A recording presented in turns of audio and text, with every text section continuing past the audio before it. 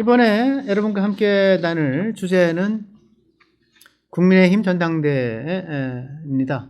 네, 전당대회 결과 국민의힘 신임 당대표 장동혁 후보가 당선됐다는 말씀 드립니다. 그럼 다시 한번 구체적으로 말씀을 드리면 그 44만 8,237표가 어떻게 환산된 거냐면요. 당심 80%, 당원 투표 80%에 대해 국민 여론조사 20%에서 당심 80, 여론 20, 민심 20이 해가지고 8대2 구조로 해가지고 전화 ARS, 전화 투표, 전화 문의 ARS 투표 뭐 등등 해가지고 여론조사 해가지고 다 섞어가지고 이거를 8대2로 배분해가지고 합산한 표가 43만 8,237표라고 하는 얘기입니다. 43만 8,237표 중에 장동혁 후보가 22만 302표를 얻었어요. 요게 퍼센티지로 환산해 보니까 50.27%, 바른림에서 50.3% 정도 나옵니다. 김문수 후보가 21만 7,935표. 야, 참 박빙이죠. 요것이 퍼센트로 환산해 보니까 49.73% 정도 나옵니다. 50.3 대 49.7. 그걸 빼보니까요.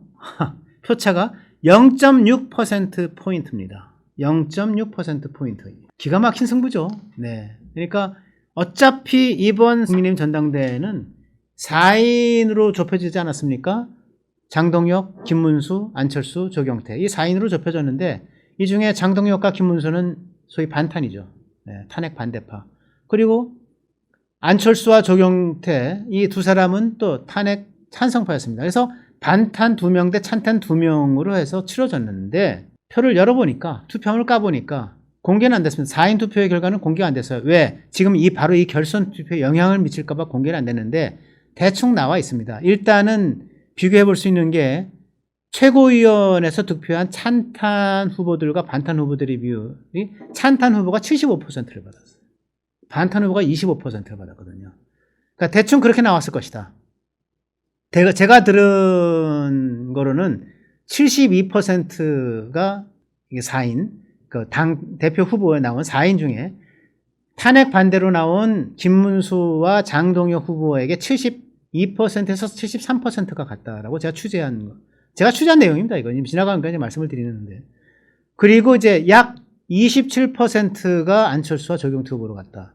27%를 조경태, 안철수가 반분을 했고, 거의 반분을 했고, 그러니까 13, 4% 정도씩 반분을 했고, 나머지 73%를 김문수와 장동혁이가 나눠 가졌는데, 장동혁 후보가 더 많이 가져간 걸로 저는 알고 있습니다. 그래서 제가 어림잡아 예상을 해보니까, 당시 4인 경선 때 73% 중에 장동혁이 약 40%, 김문수가 약 33% 정도를 가져간 걸로 저는 취재를 했습니다. 지금 여러분이 공개를 하는 거예요. 그래서 7%포인트 정도로 앞섰다, 장동혁이 이미. 그런데 그 두 사람 공개가 되지 않았고 그 두 사람에 대한 결선 투표가 어제 구제 진행이 돼서 오늘 아침 10시 약 15분경에 17분경에 공개가 된 겁니다. 공개가 됐는데 이 결과가 50.3 대 49.7로 장동혁 후보가 김문수 후보를 눌렀다. 그러면 애당초 약 7%포인트에 가깝게 앞서 있던 장동혁 후보가 어떻게 이번에는 이렇게 0.6%포인트로 줄어들었을까? 그게 이제 저희가 주목할 만한 그 궁금한 사안 중에 하나죠. 저는 사실은 일찌감치 장동혁 후보의 부상을 예상을 했죠. 여러분께 지지난 시간에도 막 비슷한 얘기를 했던 것 같은데 장동혁 후보의 부상이 아마 관전 포인트가 될 거다 이렇게 얘기를 했었습니다. 사실은 2등을 했다 하더라도 혁명적인 과정이었어요. 장동혁 후보에. 왜냐하면 장동혁 후보가 재선이지만 그 초선을 이제 보궐로 들어와서 2년 했어요. 2년 보궐로 들어와서 2년을 했고 재선에 지난해 4월에 당선돼서 1년 6개월 지났기 때문에 3년 반 정도밖에 국회의원을 안 했습니다. 그리고 정치를 좀 아는 사람들이 알지 장동혁 그러면은 일반인들은 잘 몰라요. 그러니까 정치적으로 김문수 후보에 비교하면은 정치적으로 잘 모르는 사람 이렇게 되어 있는 겁니다. 그런데 김문수 또 장관 지냈죠. 경기도지사 2번이나 지냈죠. 또 대통령 후보로 또 나와서 박근혜 대통령 후보 때 경선 치렀던 사람이죠. 2012년입니다만은 이렇게 대중에 널리 알려진 사람, 인지도 면에서 인지도가 깡패거든요. 정치 선거에서는 깡패 인지도를 극복하고 이렇게 됐다라고 하는 것은 이의만 했어도 혁명적인 사건인데, 그러면 제가 취재했던 그 당초의 표차가 좁혀진 이유는 뭐냐? 신승을 한 이유는 뭐냐? 여기는 친한계의 작용이 있었다. 한동훈계의 작용이 있었다. 예. 특히 한동훈, 예, 전 당대표죠. 한동훈이 페북에다 뭐라 썼습니까? 23일자 페북입니다. 민주주의는 최악을 피하기 위한 최선의 제도입니다. 내일 24일입니다. 당대표 결선 투표에 적극 투표해서 국민의힘이 최악을 피하게 해 주십시오. 이렇게 글을 올립니다. 여러분, 최악을 피하고 차악을 선택하는 제도다. 예. 뭐 물론 이런 얘기들 많이 합니다. 민주주의는 차악의 선택이다. 이런 얘기를 하는데, 여기서 굳이 당대표 선거 결선 투표를 하루 앞두고 이 글을 올려서 차악을 선택해달라. 누구 얘기한 겁니까? 또 최악은 누구를 얘기한 겁니까? 여기에 대해서는 이미 장동혁 후보가 25일 채널A 라디오 정치시그널에 출연해가지고 스스로 얘기한 게 있어요. 김문수 후보는 차악인지 그건지는 잘 모르겠지만, 김문수 후보가 차악인지는 잘 모르겠지만, 왜냐하면 그때는 김문수 후보를 차악으로까지 규정하는 거는 좀 정치도 이상 좀 문제가 있다 생각하는 거죠. 한동훈이 얘기하기를 내가, 즉 장동혁이 당대표 되는 게 최악이라고 생각한 거는 틀림없다. 이렇게 얘기를 합니다. 이렇게 얘기한 거예요. 그러니까 한동훈은 왜 그러면 장동혁을 최악이라 생각했을까? 그거는 뭐 뻔하죠.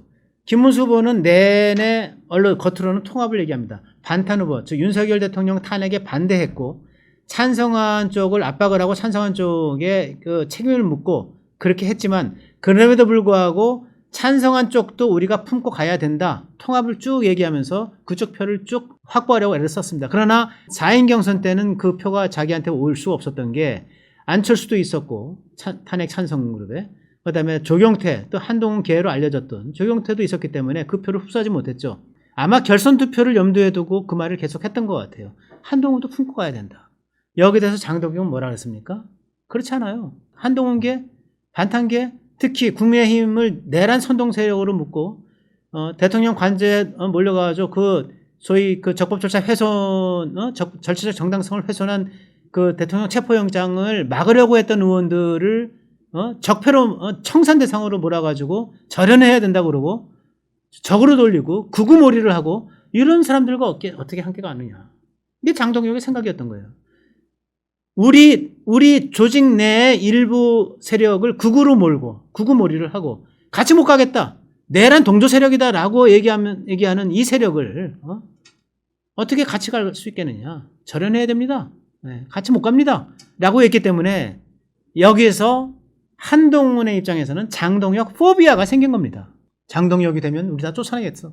저거 장동혁이 되던 김문수가 되던 반탄 후보가 되면 내년 지방선거에서 질 것이 뻔하고, 그러면 내가 조금만 참고 있다가 지방선거 끝나면 내가 당대표 돼가지고 당을 장악해서 그 다음에 총선 2년 앞으로 다가온 총선에 공천권을 휘둘러가지고 친한동훈계의 세상으로 만들어버릴 거야. 한동훈 천지로 만들어버릴 거야.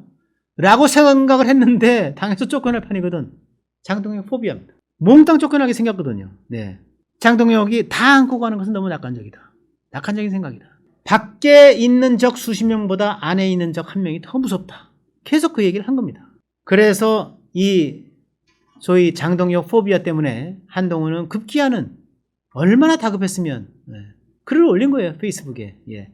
민주주의는 최악을 피하고 차악을 선택하는 제도입니다. 여러분, 내일 당대표 선거 투표가 결선 투표가 진행이 됩니다.